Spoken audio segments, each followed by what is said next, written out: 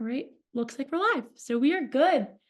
Perfect. Thank you, everybody, for joining us. Welcome to the second day of Climate Career Week. I'm so excited to see so many of you sign up for this session, and I'm really excited to share some tips and tricks on how to get a job in climate. Quickly, this is a look at some of the events that you can expect for the rest of the day. If you have not registered for them yet, go to climatecareerweek.org and check these out. And then if you have any questions, feel free to send them over to me or to Brendan on LinkedIn. Perfect. I'm going to go ahead and spotlight myself. Cool. So again, welcome to how to get a job at a climate startup. I added startup here. I know startup wasn't on the event description, but that's what I'm going to focus a lot on today is how to get a job at a climate startup. Hi, my name is Natalie Lavery. I am the marketing lead at Climate People. I started my career in grassroots environmental advocacy, working at nonprofits like the Sierra Club and Greenpeace, and absolutely loved having a climate impact in the work that I was doing. But boots on the ground campaigning was just quite simply not the best use of my skill set. I am not a in your face type of person, and it made me really anxious. So ended up leaving and got a job at a more traditional tech company. And for the first time, loved the work that I was doing, but didn't love not having a climate impact and had a hard time staying motivated when I didn't care about the work that I was doing. So started job searching and came across Climate People. Brendan, who's on this call with us today, was hiring a climate recruiter. I'm not a recruiter and had no intention of becoming a recruiter, but was really intrigued by the idea that there could be an entire recruitment agency dedicated to climate. So I reached out and him and I ended up creating my job description from that call. He shared that he was looking to hire someone with a marketing background, and I shared that I was looking for a job but didn't want to be a recruiter. And yeah, as I said, we created my job. And I know if you were in the intro call yesterday, you heard that story, but wanted to share it again because it really is a testament to the power of networking and the power of the hidden job market. And that's going to be a main focus of today. So hopefully that story served as some inspiration and some tactical advice for all the tips that I'm going to share today. So yeah, thank you again for joining me. And I'm super excited to see all 500 of you in here right now.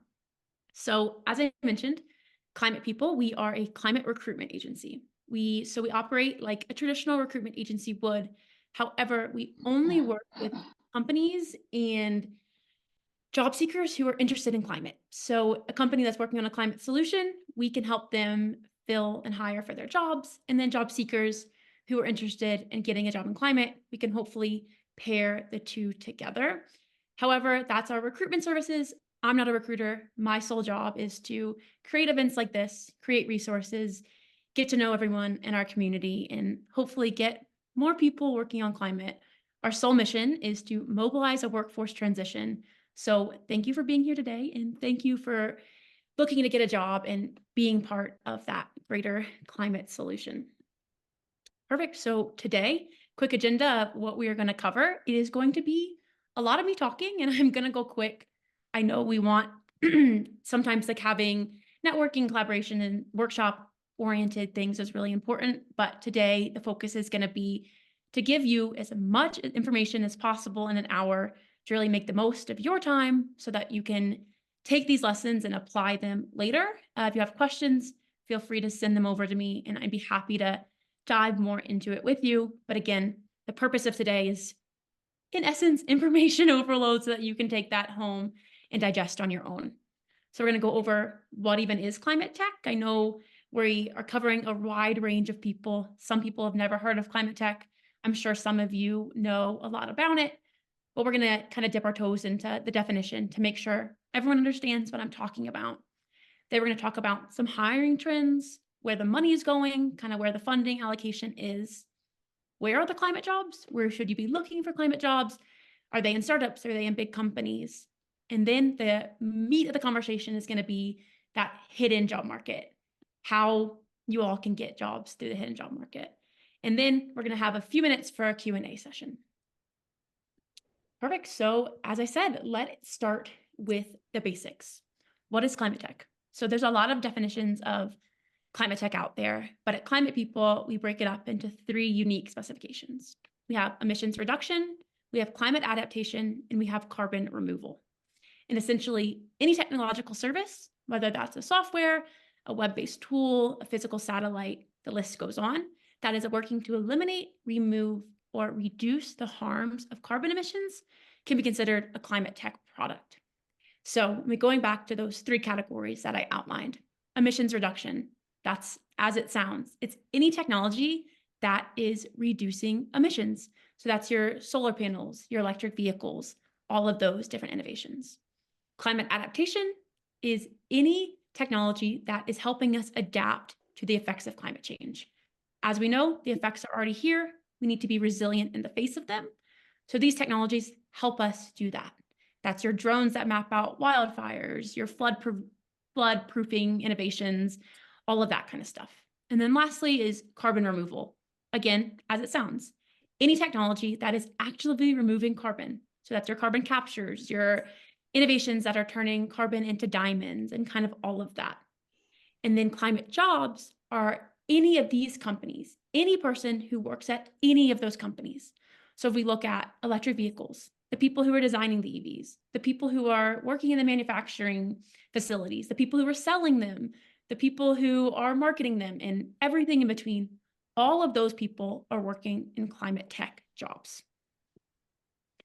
Perfect. So kind of how does this work? I encourage you to think of the climate not as an industry, but a reframing of the entire global economy. So we are going to have climate jobs in every vertical of the global economy. Everything from industry, transportation, to food, to buildings, energy, and so on and so forth. Everything that we're doing from a climate lens is simply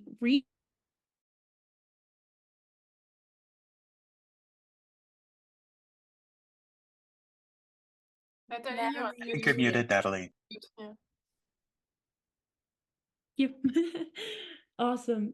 Just a reminder to keep yourself muted if you're not meaning to chat. We're in a meeting, not a webinar. So then that way people don't have to hear you. But thank you for letting me know that I was muted. Cool. So when we're looking at transportation, for example, a traditional way that we would go about transportation would be single person cars, everyone driving themselves to work and so on and so forth. But when we view transportation from a climate lens, that's when it looks like public transit, EVs, different hydrogen fuels, and so on and so forth. So again, there's going to be climate jobs at every vertical of the global economy. So why? Why does this matter? As you know, if you're here, carbon dioxide levels are the highest in human history. At this rate, we have less than 10 years before experiencing the even greater catastrophic effects of climate change. And our future quite literally depends on the innovations that we're making in this coming decade. I don't put this slide in here to scare you. I think a lot of you already know this stuff. Put this slide in here to really show the opportunity. Demand and product market fit is a great recipe for job security and job creation. So there are a lot of climate jobs in this space, and that is only going to continue to grow. So it matters. You're here for a reason, and there's going to continue to be that demand. Awesome. So in order to understand jobs in the startup lens, you really have to look at the funding. VCs fund startups. That's how they get the money. That's how they hire people. It is directly correlated to job creation in the startup world. So when we look at 2023 was a really hard year to be in the job market. I'm sure a lot of you know that. If you were looking for a job last year, it was a hard year to be a recruiter. It was a hard year to be a hiring manager. It was just, in essence, a hard year to be in the jobs world. And my first inclination is to ask, what happened last year and what caused kind of the havoc that we experienced? But in reality, we need to look back further than that. And again, if you were in the kickoff call yesterday, this probably looks familiar, but it's super important to take a look at this and really understand some of those funding to understand how you can get a job in climate. So when we think back to 2021 and 22, that's when climate was new. It was a new industry. People hadn't heard of it yet. It was kind of transitioning from clean tech to climate tech. And there was a lot of excitement kind of buzzing around all of this innovation. So that excitement directly correlated to money that was flowing to these startups. So money was going to startups that didn't even have proven traction. They could have a pitch deck that was really well thought through with a great idea, and they were getting money to back that idea. So in 2023, when the greater economic conditions kind of slowed and it was a hard year just economically in general, those companies took a hit. So the companies that had funding in 2000 or had traction in 2001, 21, and 22, they still were getting money. They were getting large checks so that they could scale up their manufacturing facilities. And the early stage companies were also still getting money. But those middle stages, the companies that didn't have that proven traction, they were kind of coined the valley of death. They weren't getting that same amount of money. And from a jobs perspective, that just means that there's a lot of layoffs across all industries. So more people were funneling into climate. There was increased competition. There were funding freezes. So companies that had planned growth, they kind of halted that. They put their positions on freeze. They weren't actually hiring. They may have still had their jobs posted, but they were only intending on hiring for that role if this unicorn person or this absolutely dream candidate walked into their door. And the application overload, due to that increased competition, there was a lot of people applying to jobs. And it's really hard to filter through all that noise when there's so many people going for limited numbers of positions. Another point that kind of adds to this is from the Climate Tech VC 2023 recap report is that the 10 largest deals made up 24% of total climate investment in 2023. The main takeaway here is that the later funding stages, so those companies that had traction in 21 and 22, they got a lot of money. The money was just not well distributed in 2023. The vast majority of money went to a few main players, and a lot of other companies were competing for a few remaining dollars. And again, the key here is in the startup world, money directly equates to the number of positions that they're hiring for and the number of open roles. So 10 largest companies were hiring quite a bit. But all the other companies, they weren't getting as much money, so they were not hiring at the rate that we had seen in years prior. So to break that stat down a little bit more, as I said, those 10 companies that got all of the funding, the 6 of the 10 of those, so 6 out of those 10 deals were in battery innovation companies. They were at transportation companies working on battery innovation. And all of the top 10 were in highly technical companies where they needed to scale technical teams. So these companies where the money was going, they were hiring technical people and not really business supporting types of roles like marketing, product, sales, that kind of thing. Also, of those 10 companies, they were at scale phase. That meant their technology readiness level was at an 8 or 9. They were ready to go. They were building out their manufacturing facilities. And again, they were getting really large checks to do so, which means that it increased the demand for skilled labor jobs. Again, not necessarily those business supporting roles that I know a lot of us here are looking for today. And then lastly, already mentioned this, but there was few dollars left for everyone else to compete for. The companies that were at growth and mid stages really struggled to get funding last year. I'm sure you've seen this stat everywhere. It's really the beacon of hope in climate that we're going to need millions of jobs in the coming decade. And while this is 100% true, we do need millions of people working on climate. A high percentage of these millions of people are in those skilled trade jobs, not in those business supporting roles that, again, I know a lot of us are looking for today. The vast majority of money last year went towards these manufacturing facilities and those skilled labor jobs. So just take that with a grain of salt. There are millions of jobs, but they're not millions of business roles. A lot of them are skilled labor roles. So where are the jobs? Where are those more business supporting roles that we've been talking about? This graph is from Climate Tech List. I would highly, highly, highly recommend checking out Climate Tech List. It's going to be something we're going to mention a lot today. It's one of my absolute favorite climate resources. But this is one of their charts that aggregates all of the climate job postings.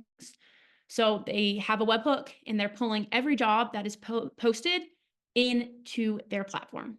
This graph here shows all of the climate jobs that are currently posted right now. It's broken up by sector, so it's color coded by sector. Red is transportation, yellow is energy. I don't really remember the other ones, but all the other colors are different climate verticals. The bigger the square, that means the more jobs they have posted. So you can see here, this is Tesla. Tesla has 9,693 climate jobs posted. And then over here, these little smaller boxes in the bottom, I don't have them scrolled over, so you can't see the name of the company, but that is the smaller companies, the startups that have less jobs posted. Yeah, and I think the key to take note of this is that in the startup world, a lot of jobs never make it to the market. As I explained earlier, the way I got my job was through the hidden job market, meaning the job was never posted. I was in the right place at the right time, selling my skills, and was able to, in essence, create a job for myself. This is the way that a lot of jobs at these smaller companies, so these little baby boxes down here, that is the way that a lot of these companies are hiring. So if you're going to go get a job at Tesla, this massive box over here, you're not going to go through the hidden job market. You're going to apply on their website. They're going to have screeners. They're going to have recruiters. They're going to have an interview process, and it's going to be a very traditional search. However, if you're applying at one of these little baby boxes, it's going to look a lot different, and that's going to be the focus for today's conversation. So we've talked a lot about what happened in 2023, but where are we now? What's happening right now? And how can you best position yourself to get a climate job in 2024? We are seeing a more optimistic funding landscape. So there is more money funneling into these startups, which again, does correlate to more jobs. So that is good. But 2/3 of all of the jobs posted, so this top graph here, it's just a zoomed in version of the one I just showed you, but 2/3 of all jobs posted in climate are in transportation and the clean energy space. So the top 3 electric vehicle companies, Tesla, Rivian, and Lucid, comprise almost 40% of total jobs posted. So again, kind of just highlighting what we just talked about. When you're looking at job postings, you're going to see that the vast majority are at those enterprise type companies, so the Teslas of the world. However, when we look at a little bit more closely and we look at those smaller boxes, all of those small boxes represent smaller companies where their jobs aren't posted. They're still hiring, they're still looking for people, but they're not posting their jobs. Perfect. So now it becomes the part where you need to ask yourself some questions and think critically about your comfort level and your risk tolerance. Are you the type of person who wants to go work for a Tesla of the world? Do you want to work for a medium or an enterprise company? If you do, so you're on the left side of this little chart, you're going to employ traditional job search techniques. As I mentioned, Tesla, they have a job portal, they have many recruiters, they have screening processes, and they have outlined interview processes. If you're going to Tesla and trying to create your own job, it might work, but you're not going to have nearly as much success. So if you're applying to those enterprise companies, follow traditional job search techniques. There's a lot out there. But if you're interested in working at a startup, which again is the vast majority of climate companies, the vast majority of climate landscape is startups, then you need to be innovative and you need to follow this technique that I'm going to talk about and focus on the hidden job market. So again, enterprise companies, not different than a traditional search. There are tons of resources out there to help you with this. Brendan's going to drop a few in the chat for us, but the Feel Good Career, this is an incredible 70-page workbook that goes through all best tips for getting a job. It's created by our friends at Career Sprout. Incredible resource. Never Search Alone, another incredible resource. It's a community. They have like different meetups. It's a book. It's all about creating community in your job search and making sure that you're not searching alone. Climate Base, you can look for those larger jobs. You can go to LinkedIn, Indeed, any of those. Again, not going to focus on this too much here because there are hundreds and hundreds and hundreds of resources out there to help you get a traditional job. However, if you are on the right side of that graph and you're looking to get a job at a startup, that's what we're going to focus on for the rest of the hour today. That's where we're going to spend most of our time, and that's where the job search gets different. So if you're looking for a job at a startup company, which again is where most of the opportunity in climate tech is, there's lots of resources out there for this. Nicole Kellner put together a list. It's like a crowdsourced document of all resources for climate jobs. It's called So You Want to Work on Climate. Brendan can drop a link to that in the chat. I'm also going to share the slide deck with all of you as well after. So don't fret to record all of these. You can go back and find them after. Also, Open Door Climate. This is a community where professionals have said that they're willing to talk to anyone. So they put themselves in the Open Door Climate database. People who are job searching can go filter this database by marketing, early stage, food solutions, and find someone that fits that mold. They can reach out and they already have curated networking connections. So high level, these are some resources, but now we're going to dive into the process of getting a job at one of these startup companies. So I hinted to this earlier when I was talking about some of the things that happened in 2023 and kind of what was going on from a job landscape. But due to last year's macroeconomic conditions, the lack of funding, a little bit, a compilation of everything, a lot of founders got hundreds and thousands of applications. Climate People averages around 900 applications for every single job that we post. And we're not alone in this. All of the founders that we've been talking to experience this. They are overwhelmed with applications. They do not have internal recruiting teams. They don't have the capacity to go through their applications.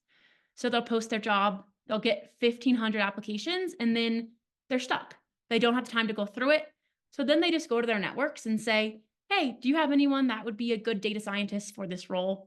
They get introduced to someone, and then they ultimately end up hiring this person without even looking at the people who applied to their jobs. Many of Climate People's clients are working with us. So we are recruiting for these jobs that are never posted. They come to us, they say, we need to hire a marketing executive. And they never post that on their website. They never post that on Indeed. It never makes it to LinkedIn. Yet Brendan is looking every single day for that marketing executive person and sending them people despite it never being posted. So going back to those little boxes that I showed on the climate tech list report, there are lots of jobs, even if they're not posted. So you just have to be innovative about the way you're going about them. The left side of this slide, I have two examples of kind of some of the reasons behind why these founders are getting flooded with applications. There are AI tools out there that allow you to apply to hundreds of jobs in 30 seconds.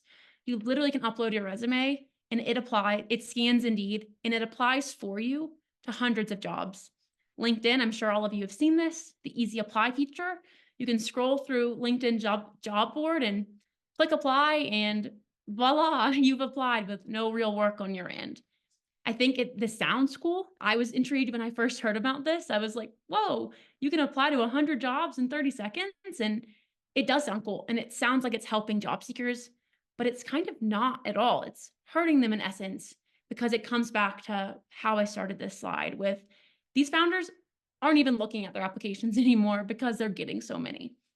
So all of this to say, if you are applying to a job at a startup, going through this route, it is going to be very, very, very hard to make your application stand out. So going to encourage you to think like a recruiter and go about your job search in a little bit of a different way than you would a traditional job search. So not just applying to jobs, but thinking about it a little bit more strategically. So to think like a recruiter, the key is to create your own opportunity. And this goes back to what I talked about, what I did when I got my job. Climate People's number one business development tactic is to pitch people to jobs, even though there's no job. So say someone applies to one of Climate People's jobs and they have a stellar background. And Brendan is like, this person would be great for this company. And even though we don't have a relationship with that company, he's looking at this person's background and is able to cherry pick the skills and the assets that this person possesses and sell them to that company. And quite frankly, it's how we get more than half of our clients. More than half of the companies we work with are simple responses to messages like this. We message them, say, hey, we have this candidate that we think would be great for your company. Do you want to meet them? And 50% of the time, they do. They respond. We introduce them to that person. They end up hiring them, even though the job wasn't posted, even though they didn't even really think that they needed to hire this person at this time. So here's an example of one I sent. It says, hi, this person's name. My name is Natalie from Climate People. I wanted to reach out because I have a candidate who might be a good fit for your company. They have a mechanical engineering degree from university and bring 10 years of experience in strategy. They were the 15th employee at blank and played a pivotal role leading to the IPO. More recently, they have been spearheading strategy for a thriving battery company. Do you have a need for an operations or commercialization person on your team? Look forward to hearing from you soon. And again, this is a 50% success rate. People want to talk to this person. We make an introduction, and a lot of times they end up hiring them. So I'm going to encourage you to think about this for yourself. Instead of looking for jobs, look for opportunities and then sell yourself to that opportunity, because you never know, they may want to hire someone with a skill set similar to your own. So with that, here's the hidden job market. Talked about it a lot. This is the formal introduction of creating your opportunities for yourself, even if a job is not posted. So these are the 3 steps to access the hidden job market. The first step is to pinpoint 3 climate solutions, do a market map of the companies within those solutions, and then network within those companies. Perfect. So step 1 is to pinpoint 3 climate solutions. In a traditional job search, a lot of people always say, don't put yourself in a box, go for breadth and apply to jobs and kind of just see what happens. In climate, I'm going to encourage you to do the opposite. I'm going to encourage you to narrow down your job search. So again, pick 3 climate solutions, dive deep into those climate solutions, learn as much about them as possible, and then find where your skills are transferable and where they're needed. We're going to dive into how to do this all a little bit more. So the first step is to pinpoint your interest. So these are some great resources to decide where your skills are going to go, where you should figure out what in climate is interesting to you. I know that when you first join climate communities, it can be very overwhelming. There's a lot of resources out there. How am I supposed to pinpoint 3 climate solutions if I just discovered climate and I have no idea? So these are some great resources to narrow it down. Again, I will share the slide deck, so no worries if you don't want to write these all down right now, but highly recommend kind of coming back, doing your homework, checking out these resources. But the key here is to narrow down your search, use these resources to find 3 climate solutions that you're interested in. From there, you need to determine the need and the timing. So a great way to determine need and timing is to look at job boards. Again, I know I've focused on this, but a lot of jobs aren't posted. So this is not going to be your sole determinant. It's just going to be adding information and helping you make a decision based off of one variable. So look for job boards. Look at job boards and look for the types of roles that you're interested in. So say you're in marketing and say you are interested in batteries.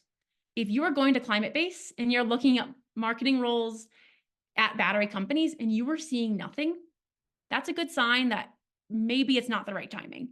Maybe you need to look at a smaller stage or a larger stage or switch up the solution. Just make sure you're setting yourself up for success and you're not choosing a sector and a job type that doesn't exist.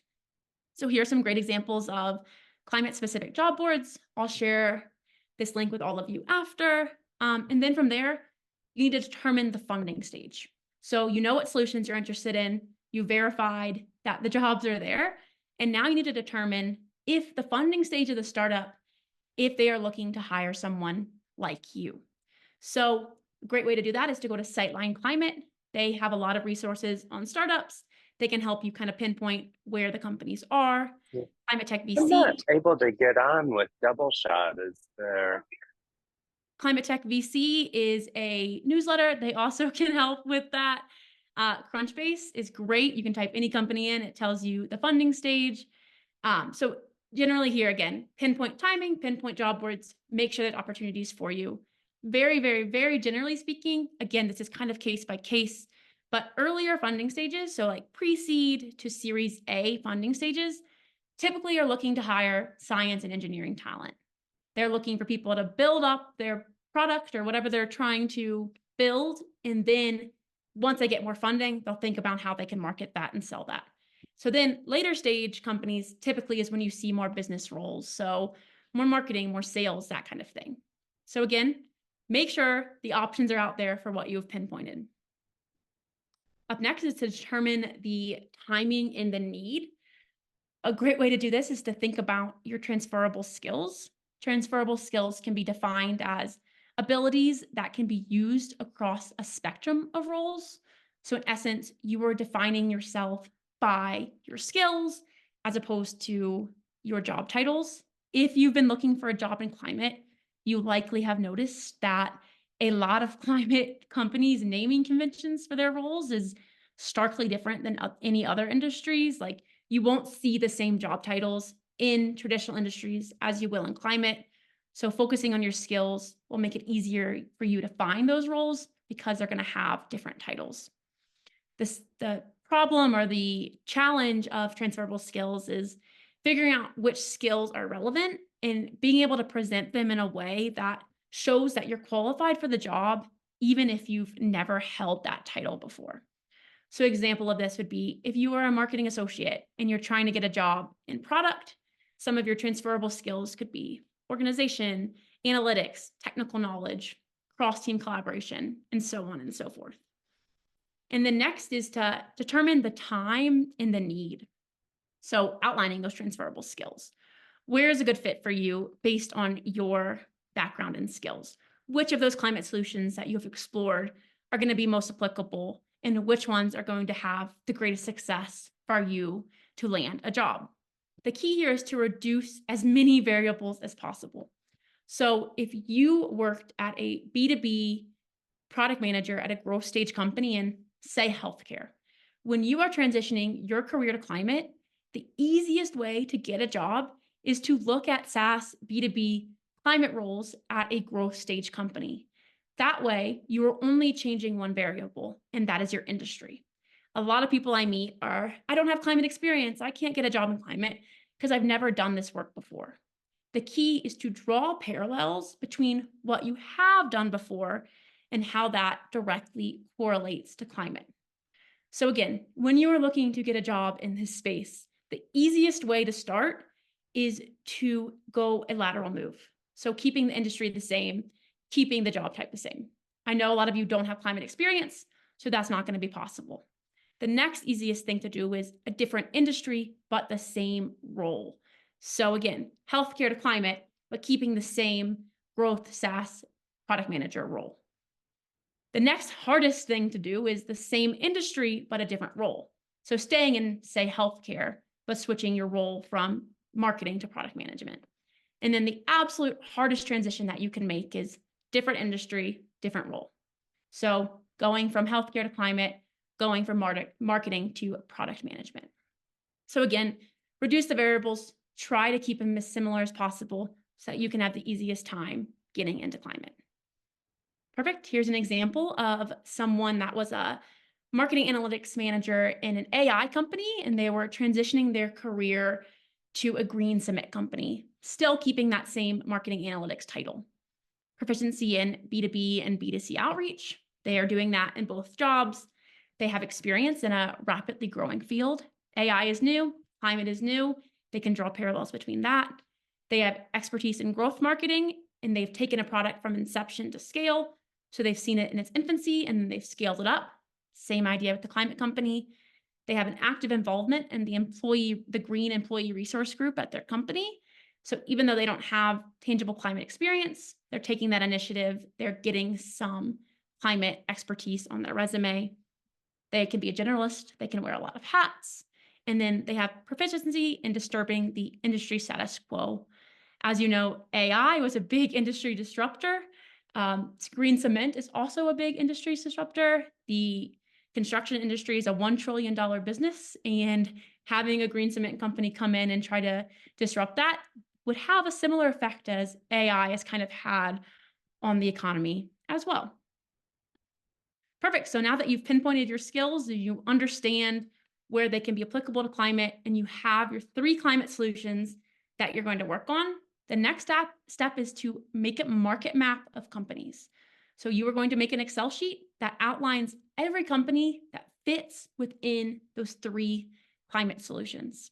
The key here again is to pinpoint opportunities, not roles. So when you're looking for companies, you're not immediately going to go to their job board to see if they're hiring someone like you. You're going to go to their website and you're going to see, from what you can tell, if your skills are in need. So for example, if you are in marketing and they have a terrible website, they don't have any cohesive messaging and their branding is not up to your standards, that could be an opportunity. And you should still put them on your market map, even if they're not hiring a marketing person. Great. So this is an example. I will share this template out, but this is a great template to use for your market map. You're going to record the company's name. You're going to include their website, their funding stage that you're going to pull from Crunchbase or Climate Tech VC, the amount of funding that they have received. Again, that's on Crunchbase and Climate Tech VC. You're going to find the founder contact. A great way to do this is a tool called Final Scout Pro. It's a Chrome extension. You get 100 contacts a month. You can put it on your LinkedIn, and you can go to someone's LinkedIn profile, click their profile, and it'll get their email for you. You can also put a link to their LinkedIn profile. You're going to record if they have open roles in your domain. It's not going to be your determining factor, but you're going to take note. You're going to check this box if they have a demand for your skill set. And then you're going to also record if they have someone on the team that is in your industry. Do they have a marketing person? Do they have a data person? Whatever it may be. Brendan can also drop a link to this as well, so you can check that out on your own. So how do you find these companies to add to your Excel sheet? First step is to go to LinkedIn. You're going to find one company. I know all of you can at least find one company on your own. You're going to click on that company, and it's going to recommend more companies to follow that are similar. Fact check this, make sure it's actually accurate. Sometimes the algorithm can be a little bit wrong, but these all companies are going to be suggestions for you. You're going to do the same thing. You're going to click on the next company. You're going to click follow. It's going to pull up more suggestions. You're going to follow them. You're going to keep going, and you're going to keep going, and you're going to have a list of companies. But then also you're going to take it one step further. You're also going to follow their executives, their leaders on LinkedIn. This way, the algorithm knows that you're interested in Mill, and you're interested in what the marketing manager at Mill is saying. And then every time that she interacts with something, it's going to come onto your feed. You're going to get more resources. It's going to help you with your networking. You're going to be in the know of everything that's happening in the composting space because you have followed these companies and these executives. Perfect. From here, you are going to go to accelerators. As I mentioned, climate is a very startup heavy space. The way these companies are getting their money is through VC funds, it's through incubators, and it's through accelerators. These accelerator programs, they often have a focus. So like, for example, Activate here, they're focusing on helping scientists bring groundbreaking research. So if you're interested in that field of climate, Activate would be a great accelerator for you to look for. There's a lot of accelerators that are focused on energy and food and so on and so forth. So Climate Tech VC has a running list of all climate accelerators. Brendan can drop a link to them. Y'all can check that out. Find the ones that are of interest to you and of interest to your climate solutions. You're going to click on their website, and they always have a list of their portfolio companies. You're going to go to that page on their website, and you're going to see a list of all of their companies. You're going to add those companies to your Excel sheet, filling out all of those fields. There's also tons of pre-made market maps out there. That's a great place to start. It can be a simple Google search of market map for climate carbon capture companies. You can find a lot of pre-made maps, pull those companies, and go from there. Climate Tech VC has, I think, like all of them. So that could be a good place to start as well. Brendan can drop a few examples, the ones that I have on the screen here. But again, great place to start is when someone else has already done the work for you. Perfect. And then next is to go to job boards. So go to climate-focused job boards, find the companies that are hiring in that space and add them to your market map. Again, you're not limiting yourself to only companies that are hiring, but if they're hiring, you should definitely put them on your list because that's an open job. So yeah, some great examples are the green job boards, climate base, brown girl green. The list really goes on. I have them linked earlier. Feel free to check those out. And then LinkedIn also has a green jobs filter. Brendan can drop a link to that in the chat, but you can browse all of LinkedIn's jobs based off of how they tag them as green. So add these companies to your market map, and voila, you have a really good starting place for a list of companies that could possibly need your skills. Up next, the final step is to network within those companies. So the key here is to make it as narrowed down as possible. Don't network in all of climate, network within those 3 climate solutions and network within those companies that you have pinpointed on your market map.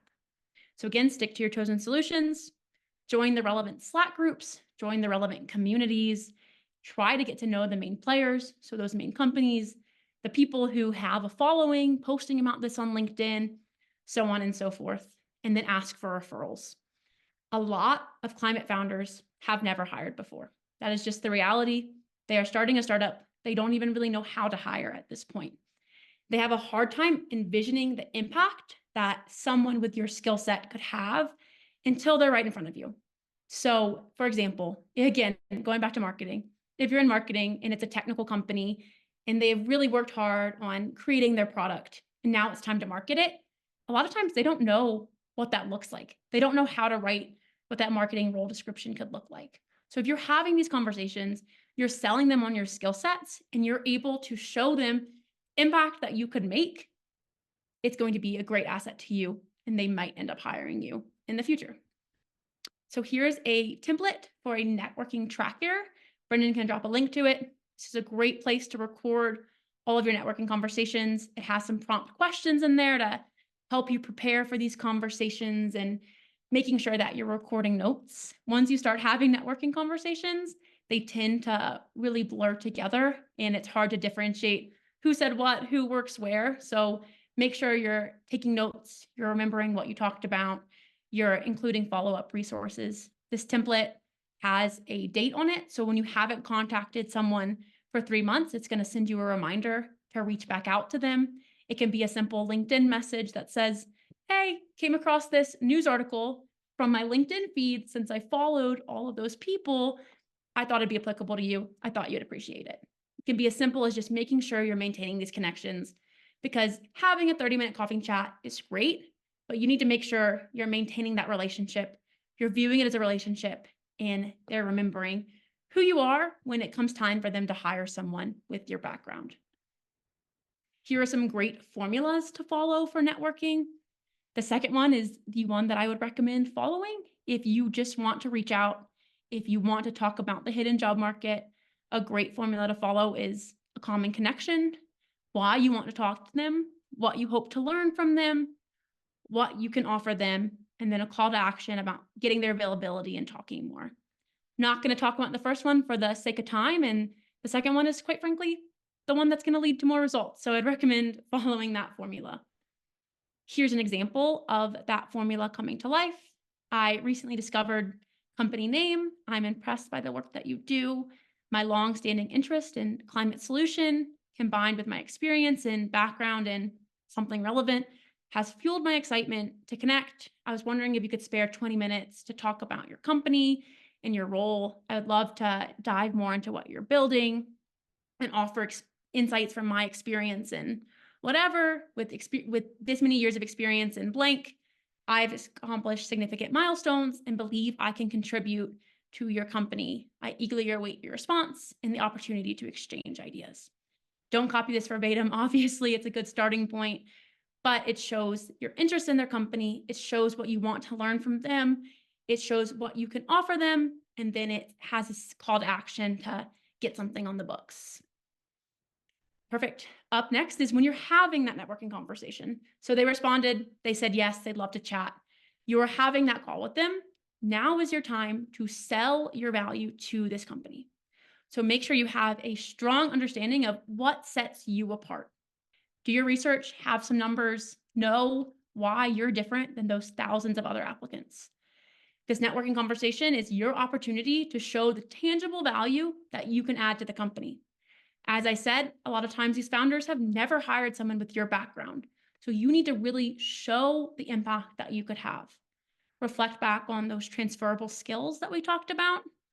Understand how coming from this other industry can be advantageous for you. If you've seen a product go from inception to scale, and this company is at growth stage, having that outside experience is really helpful. And if you can sell it in that way, they're going to see that. Ask them if they plan on hiring someone with your skill set. Be blunt. Say, are you thinking about hiring a marketing person? Are you using consultants? Are you using agencies? Understand what they're doing in that department and how you can help them. And then finally, make sure you end this call by fully understanding their pain points. So again, if you are in marketing, you need to understand what they are doing, how they are struggling with marketing. Do they have a really hard time working with agencies? Is their website really bad? Is their pitch deck not converting funders? Whatever it may be, understand their pain points. And you can be direct. You can ask these questions. They will likely appreciate you asking them. And then the next step after that call, you need to follow up with them. You sold your value. You had a conversation with them. The big ask is now on you. So reflect on those pain points that you asked about, that you understand, and brainstorm ways that you can address them. Write a thank you note to them, reflecting on the key points from your conversation. Bring up the pain points that they mentioned and offer some suggestions. If you have done something like that in the past, share those examples, make them quantifiable. If you have not done something like that in the past, find a resource that would be helpful for them and share it to them. And then explicitly state your interest in working with them and say that you would like to continue conversations. Here's an example of someone that did this. Thank you for the conversation about your background at company's name. Your journey to climate is inspiring. I'm thrilled about the potential. During our discussion, you mentioned how your messaging is posing challenges in securing investors. I understand the intricacies of articulating complex scientific concepts to a non-technical audience and have successfully led branding initiatives, crafted pitch decks, and secured significant funding in my previous roles. Series A, 30 million, whatever it may be, 3 million. I'd love to explore the possibility of contributing through pro bono projects or providing consulting services as needed. Thank you for the time today. I forgot to read the line that said, I know you're not looking to hire an in-house marketing expert. But again, you're addressing their pain points, you're creating yourself as a solution, and then you are saying that you're open to conversations. Even if they're not looking to hire someone, you're available to contract, you're available for pro bono if you are. Again, opening the door to those conversations. So finally, I'm gonna end on a few examples of real life people who have gotten jobs through this way. I know it seems really daunting. It's something that you've likely never done before, but I promise it works. It's how the vast majority of people end up landing roles in this space. The first one, and this is someone that climate people work with directly, they were a generalist. They had experience in customer success and process improvement. They were really knowledgeable about cities, buildings, and sustainable mobility. Those were their climate solutions that they pinpoint. They focused their search on smaller companies where being a generalist could be more advantageous, and they got the job despite this job never being posted. Up next is titled Unsolicited Advice. This job seeker didn't even have a resume. I do recommend that you still have a resume, so I wouldn't follow that piece, but they did have a resume. Instead, they dedicated all of their time to researching companies and messaging the founders with their suggestions on how they would improve their product. They're a product manager, they created their market map, and they sent really detailed messages about, if I were in your shoes, I would do this. They got an 80% response rate, and I can't see this percentage because myself is covering it, and around 50% resulted in engaging conversations about potential opportunities. So 50% of the companies responded to them, or 80% of them talked, and 50% of them talked about jobs, and they ended up getting a job through the hidden job market.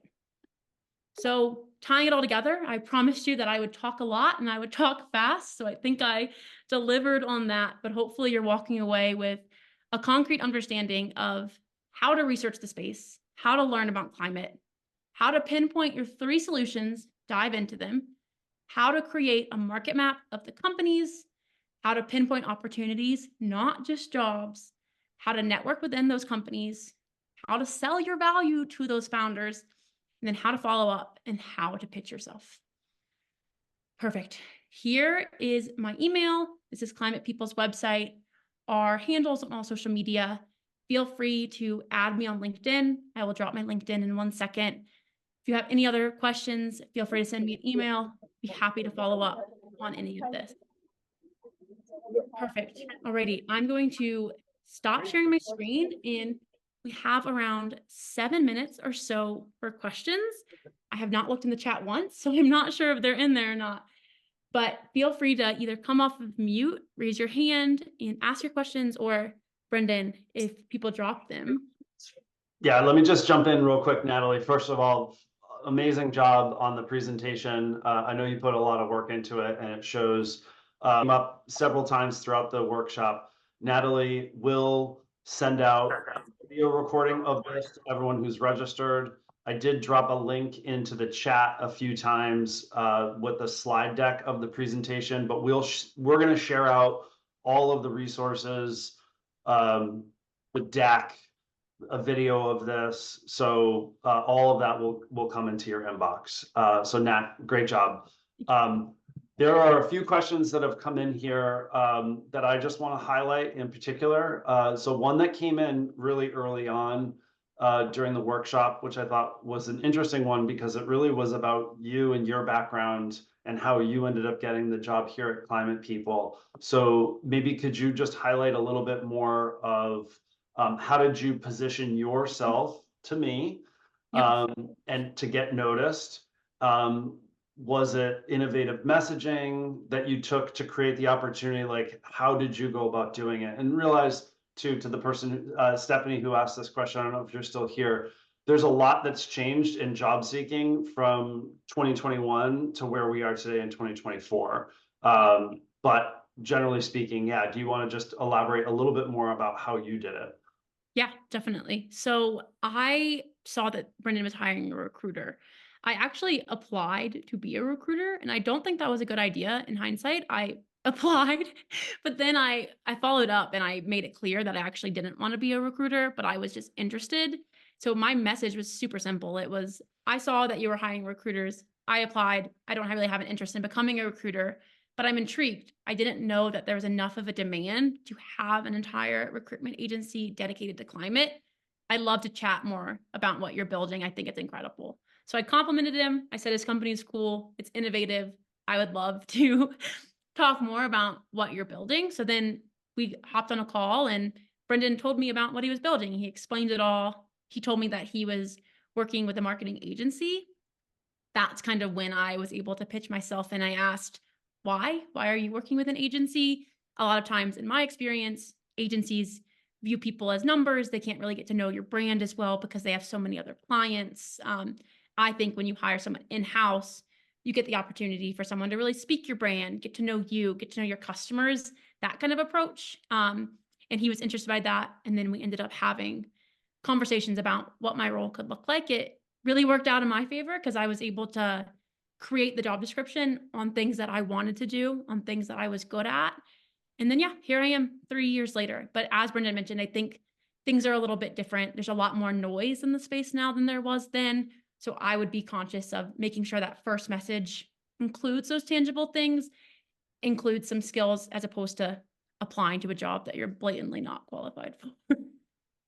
Yeah, I'd just like to add on to that because I'm the one that hired you. And I will say that I think you reaching out and us having this conversation, you really hit on a lot of the things that were things that I was thinking about as a founder of a company that was trying to grow and scale and trying to do it around content and around creating a brand.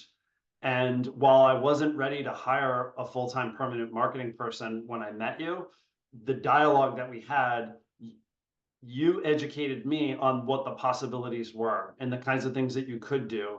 And I think it reinforces the hidden job market. There are founders out there, and I know them. I know there are founders out there that need people that are on this call right now.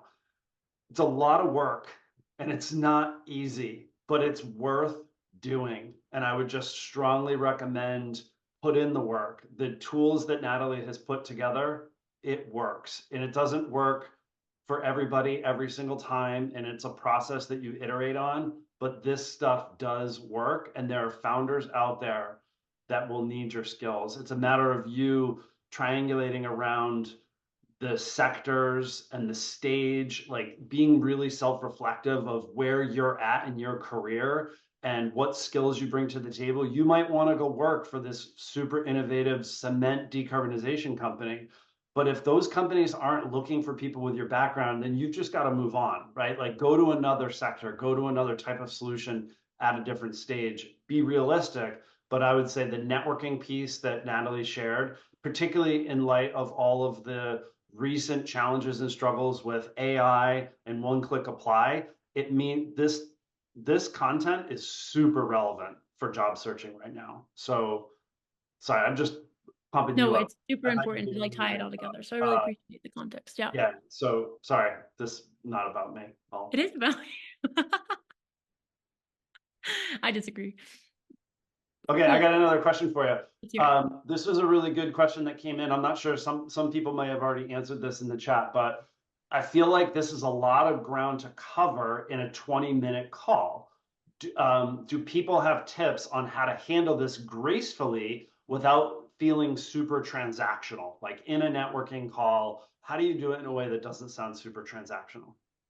Yeah. And I think that's why I really highlighted the call is about understanding their company, understanding their pain points, making sure that you have a grasp on what they're struggling with in the terms of your industry, your job type, or whatever that may be.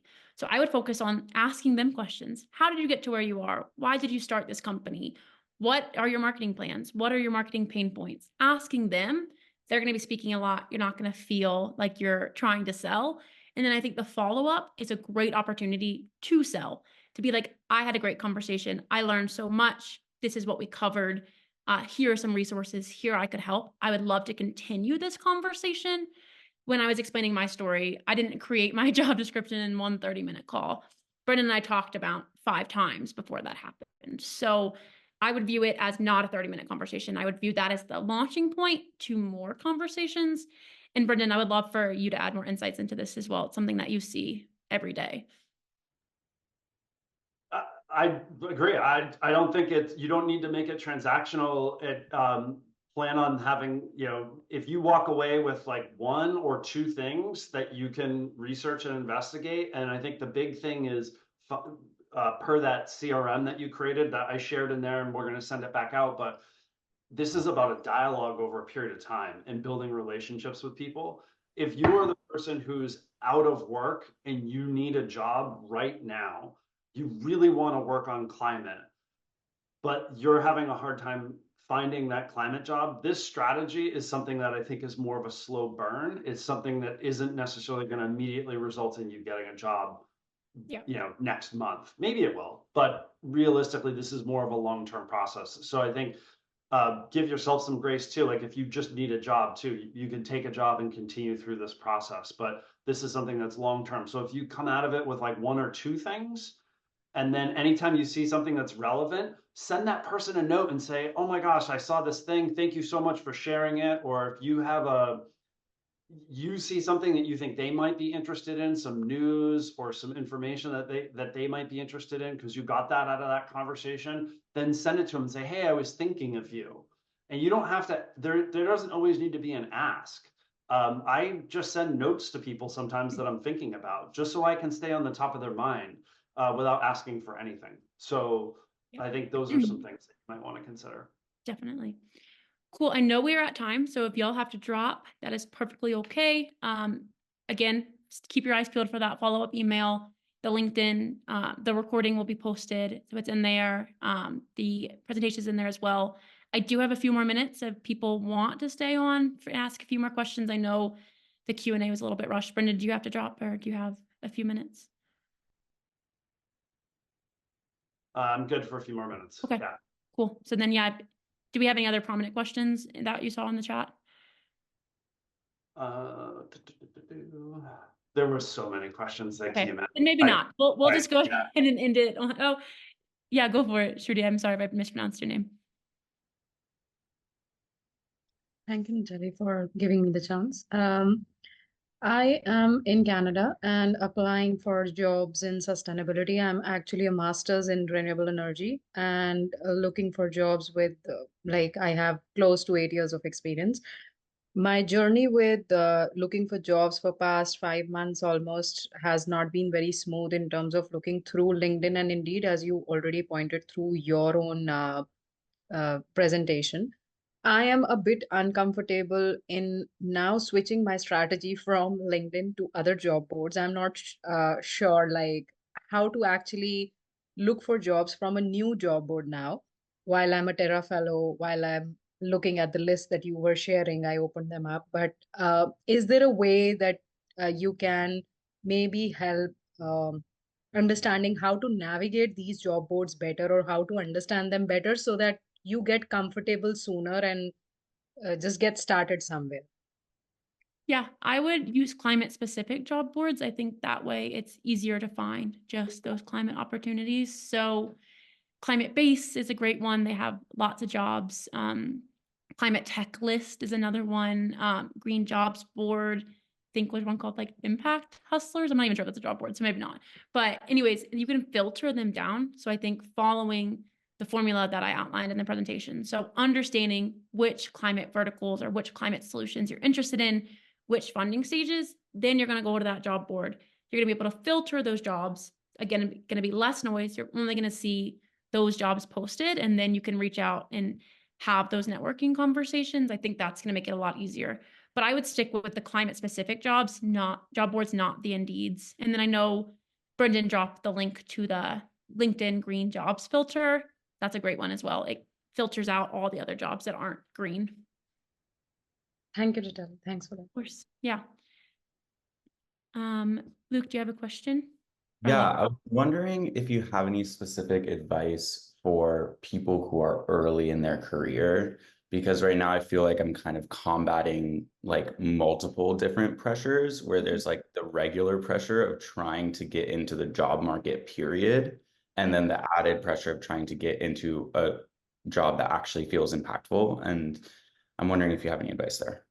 Definitely. Yeah. So Brendan kind of hinted to this when he was answering the other question of being realistic. So I hinted on this as well in the presentation of like making sure that there are actually opportunities out there for you in the solutions that you are looking for.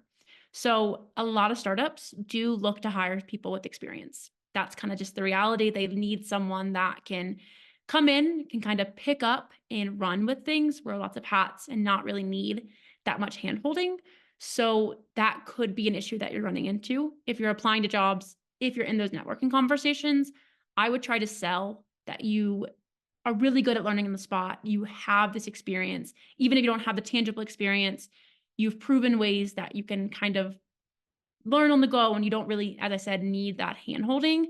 I think that would be a great characteristic thing to sell. But then again, if you're having a hard time finding jobs, it is totally okay to go get a job at a larger company, to get that tangible experience while you're at that company, even if it's not climate related.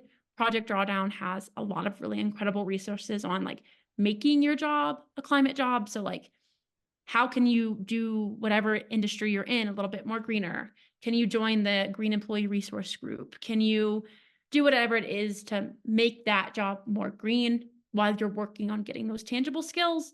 And then once you have some experience under your belt, coming back to climate and trying to get a job at a startup.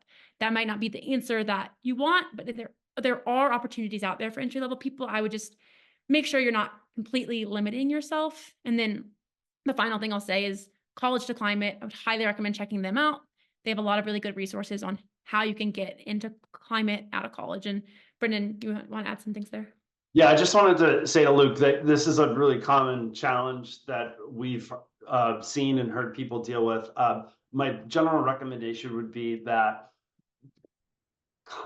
industries and sectors that are more mature are more likely to hire on early career professionals. So I would think things like transportation, mobility, and energy sectors, because the industries themselves have been around for a long time.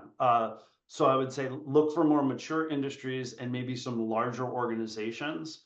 It may be going and working for a utility, which isn't necessarily climate tech, but energy is obviously a huge, impactful, and transformational sector that we need to decarbonize. And so getting on the inside and working at a utility or a grid operator per se may be a really good place to start. So it doesn't mean that you have to go and work in some completely unrelated industry.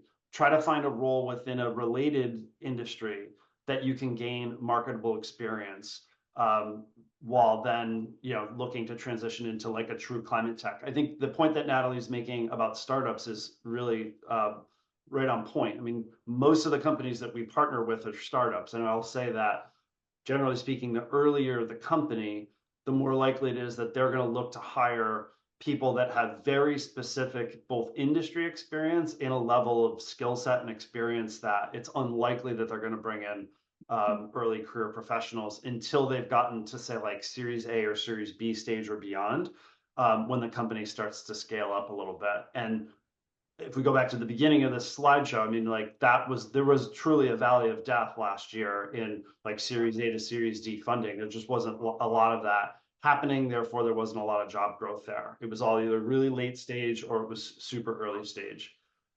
So that would be one piece of advice that I have. I think along we got a question here about ageism, so I'm going to like tackle this because it's like two ends of the spectrum. One was early career, and then there was folks that were, you know, perhaps later on in their career. And is that something that you see? And I would say you see it just as much as you would see it in any industry, in any sector. I think, again, because there's so many startups in the climate tech landscape, I think a lot of it depends on like who the startup founders are, to be honest with you. One of the things that we spend a good amount of our time doing outside of the job seeking workshops and webinars that we do a lot of the same types of webinars and workshops with startups around recruitment best practices. And one of the pieces of advice that we give to founders is once they've identified and set their founding team, as they're starting to hire people on early on, we really encourage founders to look for people who have a lot of veteran experience, is the way I phrase it. Because they're people like a lot of the folks that are probably on this workshop right now that bring a tremendous amount of experience and knowledge and skill set that can help these startups avoid potholes that they would likely run into because they don't have the same amount of experience. So it's something that we certainly advocate for, but I think a lot of it is founder specific. So I think this is an opportunity, perhaps depending on, you know, where you're at in your life, if you're able to, you know, potentially like start up a fractional business per se. I don't know, like if you're in a full-time permanent job, you're probably not leaving to start up a fractional business, but for people who have the skills and the aptitude and the desire to maybe start up a business. I actually just spoke to somebody earlier today that was a chief operations officer at a climate tech company and left and is starting up a fractional chief revenue and chief operations type of business. And she's going to be trying to work with early stage founders and helping them build an operational plan and a revenue generating plan for early stage climate tech companies. So that might be one way to go about doing it. Sorry, I think I'm a little all over the place, but I don't know that I see an ageism problem in climate tech, you know, more than any other sector that I've worked in over the course of my career. Definitely. I think a lot of these struggles are not just climate struggles. They're just startup industry struggles for sure. Perfect. I'm going to take the last two questions that people have their hand raised, and then we're going to go ahead and wrap things up. I know there's more events today, so don't want to overstep those ones. But Amelia. Thank you. Perfect segue. Yeah, I had a question kind of at the middle of the spectrum. So you mentioned people who are kind of willing to learn on the job and wear a lot of hats. So for those of us that have had kind of some success doing that, we've been energetic, willing to learn. I just wanted to see what you thought about like a graceful way to talk about the ability to wear a lot of hats versus showing a specialty that you might have, you know, sort of that deep knowledge versus broad. What would you say about that? I think it really depends on like the stage of the company that you are looking to work for. So if it's an early stage company, being able to sell that you can be one person and do lots of different jobs, not necessarily in terms of workload, but in terms of like skill set, I think that's going to be super advantageous. And I know that the dialogue is often like, don't be a generalist, it's going to hurt your career. In early stage startups, people are looking for generalists. They want to hire one person who can do lots of things. So I would focus on that. But then if you're looking at larger companies or like more later stage enterprise type companies, I would focus, if you do have any depth, they're going to have a team of multiple people. So they're going to be looking for someone who can do something a little bit deeper than a generalist would be able to do. So yeah, I think the key is looking at the size of the company that you're like applying to or talking to. Anything to add there, Brendan? No, I think that's good. You're right. Cool. Perfect. Thank you. Yeah. Awesome. Erica, our final question. Hello, good morning here in California. My name is Erica. I'm a college student in a community college. After high school, I went to a project management internship and I got to partner with Workday and do like a project management work over there. So my question is, I'm back at school. I've taken classes in geography.